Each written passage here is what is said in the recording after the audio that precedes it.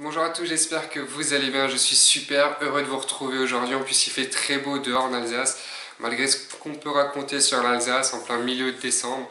Donc voilà, je suis super heureux de vous retrouver parce qu'une fois de plus il m'est arrivé quelque chose hier. Et oui, encore une fois il m'est arrivé quelque chose. Hier je posais le calendrier de l'Avent comme d'habitude, comme tous les jours, et je devais trouver un mot pour la lettre K. Sauf que vous étiez à peu près zéro à me donner un mot pour la lettre K. En général, vous êtes 10, 15, 20 en fonction des lettres. Mais là, avec la lettre K, 0, du coup, je suis passé directement de K au L lumineux.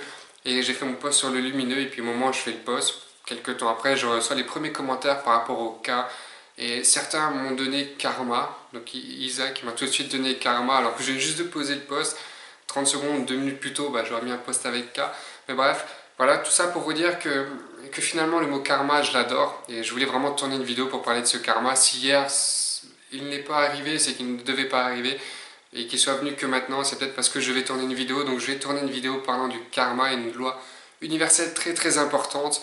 De toute façon, si les sujets de mes vidéos ne vous intéressent pas, vous pouvez vous en prendre qu'à vous-même parce que c'est vous qui m'inspirez. Et merci pour toute cette inspiration, vous qui m'inspirez quotidiennement.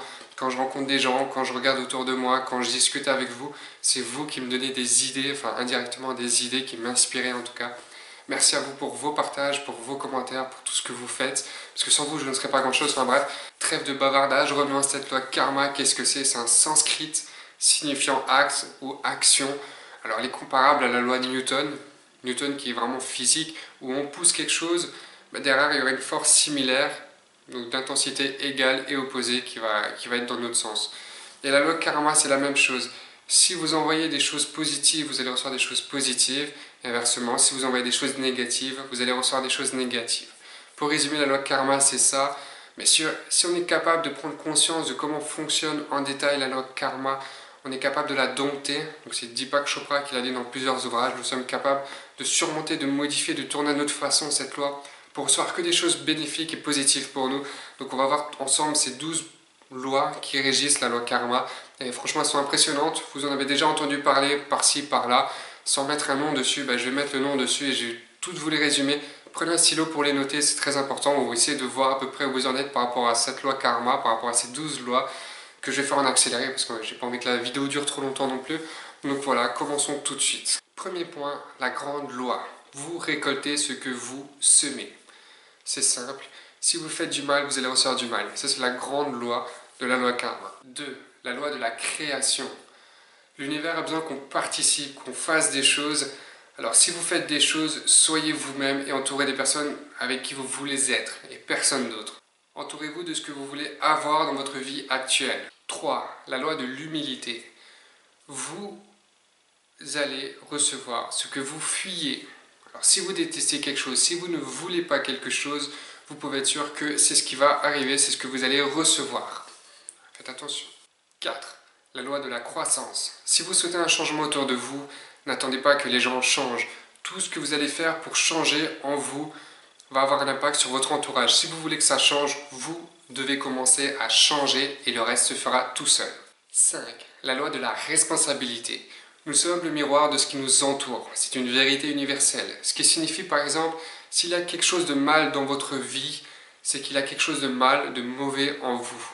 Pour changer ce qu'il y a autour de vous, il faudra commencer par changer ce qu'il y a de mauvais en vous. C'est la loi de la responsabilité. 6. La loi de la connexion. Chaque étape mène à l'étape suivante et ainsi de suite. Chaque étape est importante. Autant la première que la dernière sont très importantes car ces deux ont été nécessaires à la réalisation de votre tâche. Tout est relié. Le passé, le présent et le futur sont tous reliés.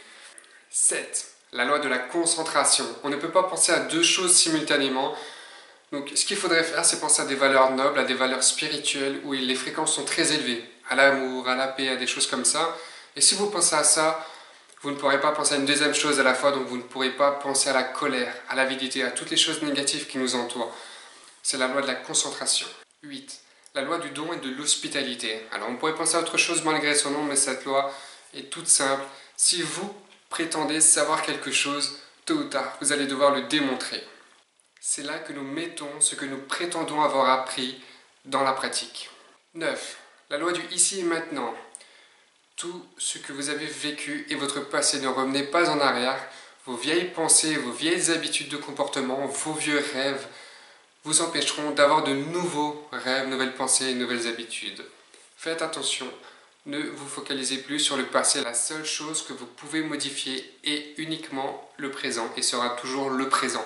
Oubliez le passé et faites ce qu'il y a à faire dans le moment présent. 10. La loi du changement. Alors moi personnellement je ne suis pas très fan de cette loi puisqu'elle m'en a fait beaucoup baver. J'espère que vous allez la comprendre, que vous allez pouvoir l'exploiter pour gagner du temps et passer aux étapes suivantes. Donc en gros ce que cette loi du changement régit, c'est que l'histoire se répète tant que nous n'avons pas retenu des leçons de ce qui nous est arrivé pour pouvoir améliorer la suite de notre parcours. Par exemple, si vous avez une situation amoureuse désastreuse et qu'il y a eu un problème X qui s'est mis dans ce couple, qui a permis à ce couple, qui a fait en sorte que ce couple se sépare et que tout de suite vous retrouvez quelqu'un d'autre et que ce problème X n'a pas été réglé, mais vous pouvez être sûr à 100% que ce problème X va péter le couple suivant et ainsi de suite. Donc ce que vous devez faire, c'est en tirer des leçons, changer, progresser par vous-même, c'est à personne de vous le demander, progresser et ensuite vous n'aurez plus ce problème X dans vos relations futures. 11. La loi de la patience et de la récompense. Toutes les récompenses nécessitent un travail de départ. Si vous voulez des récompenses durables, il va falloir faire un travail patient et persistant. La vraie joie suit en faisant ce que nous sommes supposés faire et en attendant que la récompense vienne d'elle-même. C'est pour ça que je vous dis qu'il est important, très important, de suivre votre cœur, de ce qu'il y a vraiment à l'intérieur de vous. Parce que peu importe le travail que vous allez faire, si ce n'est pas le vôtre, ce pourquoi vous êtes là, ce que vous êtes supposé faire, il y aura sans cesse des bâtons dans les roues, sans cesse des problèmes au travail, des problèmes personnels, enfin bref, ainsi de suite. Il y aura plein de problèmes si vous ne suivez pas votre cœur. J'en ai parlé dans la dernière vidéo, je vous invite à le revoir. Par exemple, si vous allez dans la rue et des SDF, si vous allez aider une vieille dame à traverser, ou peu importe, sur le coup vous n'allez pas recevoir grand chose. Mais tout ce que vous allez faire, tout ce que vous allez offrir en abondance sans rien attendre en retour, va vous permettre, lorsque vous en aurez besoin, de recevoir. L'univers va faire en sorte que vous allez le recevoir et c'est ça qui est juste magique dans cette loi. 12. La loi de la valeur et de l'inspiration. Loi très importante qui stipule que quoi que vous fassiez, si vous émettez une force, vous allez recevoir quelque chose. S'il n'y a pas de contribution, vous n'allez rien recevoir. Donc si vous émettez une force et que vous y ajoutez une intention et une énergie positive, vous allez recevoir des choses positives. A contrario, si vous émettez une force et que l'intention est négative et de faire mal, et l'énergie est négative, vous allez vous recevoir en pleine poire une chose négative. Attention à ce que vous faites. Lorsque vous faites quelque chose, pensez positivement, mettez l'intention et plus votre intention sera forte, plus vous allez recevoir de belles et de grandes choses. Les contributions généreuses donnent vie et inspirent. Merci à vous d'avoir regardé cette vidéo. J'espère que les 12 lois à l'intérieur de cette loi karma vous inspirent tout autant que moi et que vous allez prendre conscience que chaque chose que vous faites a un sens et revient toujours sur vous. Donc émettez des choses positives, mettez de l'intention, mettez de l'amour dans tout ce que vous faites et vous allez recevoir ce que vous avez réellement besoin. Si vous avez besoin réellement d'argent, vous en aurez. Si vous avez besoin réellement d'amour, vous en aurez. Si vous avez besoin d'argent pour acheter un truc, ça ne marchera pas comme ça. C'est vraiment des choses qui vous sont chères, qui vous empêchera de succomber, de sombrer. Et c'est comme ça que marche cette loi universelle. J'aimerais vous demander la contribution pour demain pour la lettre M. Donc, comme d'habitude, vous me donnez votre mot avec la lettre. Donc là, c'est la lettre M. Mais surtout, j'aimerais vous demander votre réflexion, votre pensée sur le mot que vous venez de me demander. Si par exemple, vous me donnez le mot, je sais pas, maison par exemple, je vais vous demander votre réflexion avec. Donc par exemple, pour moi, maison, ce que c'est la maison est l'endroit où on se sent aimé. Donc c'est un foyer où on se sent aimé, pas forcément un abri matériel. Enfin bref, donnez-moi vos mots avec la lettre M qui vous passe par la tête. Merci, molécule, maison, enfin bref, peu importe, matrice ou je ne sais quoi encore. Donnez-moi votre mot avec la lettre M et votre réflexion derrière et je les posterai tout au long de la journée demain pour qu'on puisse voir ce que les gens pensent sur ma page, les réflexions qu'ils ont. Et merci à vous en tout cas pour votre contribution, merci d'avance. J'espère que vous allez jouer le jeu, ça va me faire super plaisir en tout cas. Je vous souhaite un bon lundi, une bonne semaine qui s'annonce plutôt chaleureuse en tout cas en Alsace. J'espère pour vous aussi dans le reste de la France et au Canada, au Maghreb, un peu partout en fait. Vous venez de partout maintenant, donc bonne journée à tous, bonne semaine à tous. Je vous embrasse très fort et je vous dis à très vite. Ciao et merci encore.